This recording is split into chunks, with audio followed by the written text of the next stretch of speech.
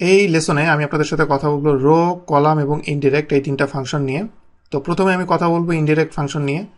Indirect ফাংশনের main যে কাজ, সে কাজটা হলো আপনি এটার ভিতরে যে ভ্যালুটাই আপনি দেন না কেন সেইটাকে সে টেক্সট হিসেবে কাউন্ট করবে। এবং এই যে টেক্সট হিসেবে যে কাউন্ট করে, এটা কেন ইনডিরেক্টের কাজ করা ইম্পর্টেন্ট সেটার জন্য আমি একটা এক্সাম্পল আমি আপনাদেরকে দেখাবো। তার আগে ইনডিরেক্ট দিয়ে কীভাবে কাজ করে সেটা আমি আপনাদেরকে দেখাচ্ছি। এখানে আমি যদি প্রথমে ইনডিরেক্ট ফাংশনটা আমি নেওয়ার পরে এখানে আমাকে একটা দেখেন যে রেফারেন্স টেক্সট হিসেবে সে এখানে শো কাউন্ট করবে। সেটার জন্য আমাকে একটা ভ্যালু দিতে হবে। আমি যদি এখানে B2 দেওয়ার পর এখন কন্ট্রোল শিফট এন্টার, এখানে কি হলো, এখানে একটা ভ্যালু এসছে। এই ভ্যালুটা কোন জায়গার ভ্যালু? এটা হলো বি যে কলাম, এটা 2। এই ভ্যালুটা 149 যে ভ্যালুটা, সেই ভ্যালুটা সে নিয়েছে। কিন্তু এখানে যে ভ্যালুটা নিয়েছে এটা কিন্তু অ্যাকচুয়ালি শো করছে এখানে একটা নিউমেরিক্যাল ভ্যালু, বাট এটাকে সে টেক্সট হিসেবে কাউন্ট করছে। এটাই হলো ইনডিরেক্টের মেন কাজ, সে এটাকে টেক্সট বানিয়ে ফেলে। তো এটার যে এক্সাম্পল আমি আপনাদের একটা দিব যে এটার কেন এটাকে টেক্সট হিসেবে কাউন্ট করে, তো এটা কোথায় কাজ। ইনডিরেক্টের যে ফাংশনটা, এই ফাংশনটা খুবই পাওয়ারফুল একটা ফাংশন এবং এই ইনডিরেক্টটা নর্মালি কমপ্লেক্স ইউজের ক্ষেত্রে এটা ইউজ হয়।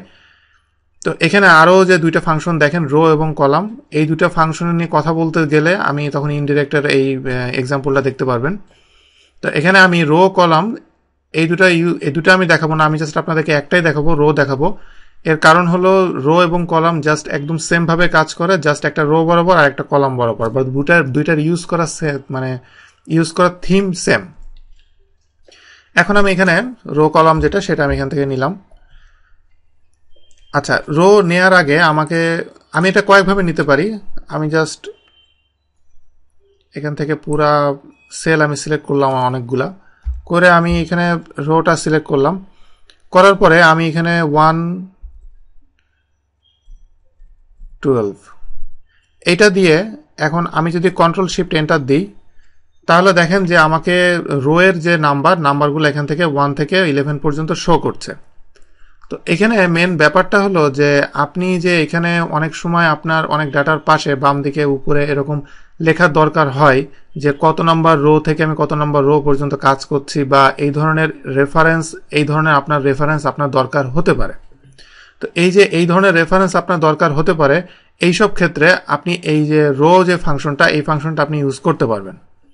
এখন আমি যদি উপরে এখানে দেখেন যে এই ডাটার উপরে কোনো অ্যাকচুয়ালি হেডার নাই, হেডার দেওয়ার জন্য আমি যদি একটা ইনসার্ট করি, একটা রো কি হয় দেখেন। এখানে আমি যখন ইনসার্ট করলাম, এখানে দেখেন এটা কিন্তু 2, 3, 4 এগুলা হয়ে গিয়েছে, মানে একটা করে রো নিচে নেমে যাওয়ার কারণে এখানে এই ভ্যালুটা চেঞ্জ হয়ে গেছে। তো এইটাকে আমি কিভাবে মিনিমাইজ করব সেটা আমি আপনাদেরকে দেখাই।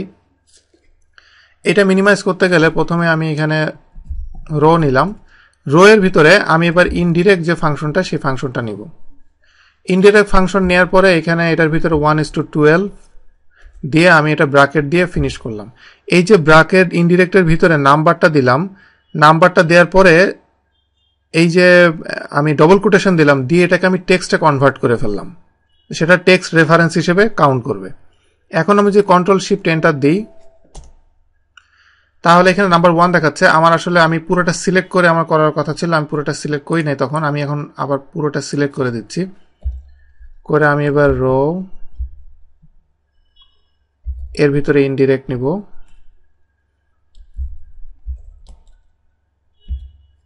কন্ট্রোল শিফট এন্টার দেওয়ার পরে এখানে দেখেন যে 1 থেকে 12 পর্যন্ত এখানে শো করছে। এখন আমি যদি এটার ভিতরে আমি রাইট বাটন ক্লিক করে একটা ইনসার্ট দিই, তাহলে দেখেন এখানে কি হচ্ছে। এখানে কিন্তু যেই রোর ভ্যালু যেটা ছিল 1, 2, 3, 4, সেই ভ্যালুটা কিন্তু এখানে ঠিকই আছে, এই ভ্যালুটা এখানে চেঞ্জ হয় নাই। তো এটা চেঞ্জ না হওয়ার একটাই মেন কারণ, এটা আমি সিলেক্ট করার পর উপরে গেলে এখানে দেখেন এটার মেন কারণটা হলো যে ইনডিরেক্ট যে আমি ফাংশনটা ইউজ করেছি, সে এখান থেকে যে ভ্যালুটা পাবে সেই ভ্যালুটাকে সে টেক্সট হিসেবে কাউন্ট করছে। মানে এখানে যে ভ্যালুগুলো আপনারা দেখতে পাচ্ছেন সেই ভ্যালুগুলোকে সে টেক্সট হিসেবে কাউন্ট করছে, যার কারণে এই ভ্যালুগুলো চেঞ্জ হবে না। সো আমি টেক্সট হিসেবে কাউন্ট করে আমি ভ্যালুগুলো স্ট্যাটিক রাখতে পারছি এবং আমি রো নাম্বারটাও ঠিক রাখতে পারছি। তো এভাবে রোর মতোই কলাম যে ফাংশনটা, ওইটা রোর মতো সেম ভাবে কাজ করবে।